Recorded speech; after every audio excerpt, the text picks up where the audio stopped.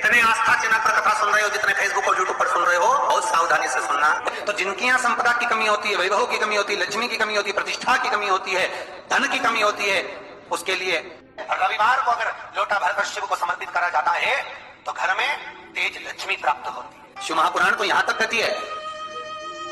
आपको लगता है कहीं कहीं कि मेरे पितर मुझ पर क्रोध कर रहे हैं?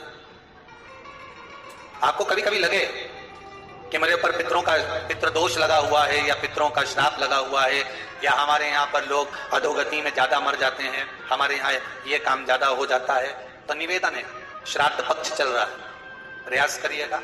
जो व्यक्ति मकान लेना चाहते हैं, जो व्यक्ति जमीन खरीदना चाहते हैं, जिनकी जमीन नहीं बिक रही हो, प्लाट नहीं बिक रहे हो, मकान नहीं बिक रहे हो, एक चावल की कटोरी में, कटोरी के अंदर थोड़ा सा चावल रख लीजिए कच्चा, उस चावल की कटोरी में एक बेलपत्र, थोड़ी सी दुर्वा बांधकर पानी का मटका, परिंदा या जहां अपना रसोई घर में जल रखते हो, उस कटोरी को वहां पर 2 दिन 3 दिन तक रख दो। वैसे तो 16 दिन रखो, ज्यादा अच्छा था, पर जो दिन अपने को मालूम है 2-3 दिन उसको रख दीजिए।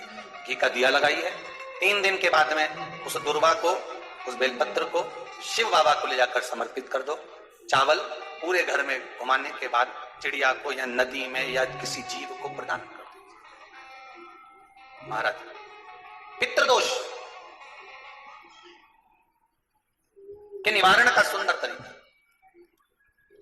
कल आपको कथा में कहा था, अगर हम ब्राह्मण को भोजन नहीं करा पा रहे, गौ माता को भोजन नहीं दे पा रहे, श्वान को, कुत्ते को भोजन नहीं दे पा रहे, कौए को भोजन नहीं दे पा रहे हैं, किसी कारणवश हम श्राद्ध नहीं कर पा रहे हैं, किसी कारणवश हम पूर्वजों को नहीं मना पा रहे हैं, ऐसा कोई घर नहीं जिसके घर के पितृ श्राद्ध पक्ष में पृथ्वी पर नहीं आते।